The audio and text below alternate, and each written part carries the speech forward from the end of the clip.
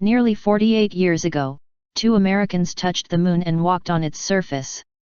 Now, NASA is trying to do it again with Constellation, an ambitious project to return humans to the moon by 2020.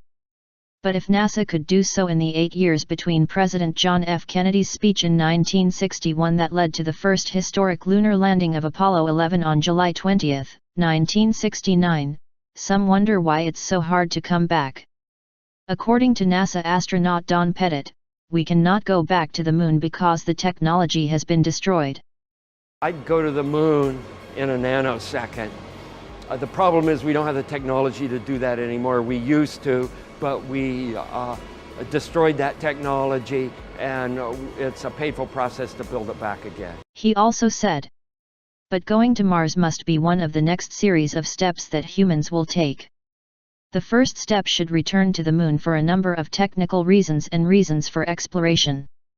And after that, Mars, perhaps a great orbit in the atmosphere of Venus, or perhaps go to Europe. There are all sorts of goals to be made, places of interest in our solar system.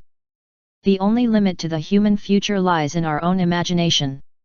According to thespace.com, NASA rockets and space shuttles are not able to overcome low Earth orbit to reach the moon with the amount of equipment needed for a manned expedition.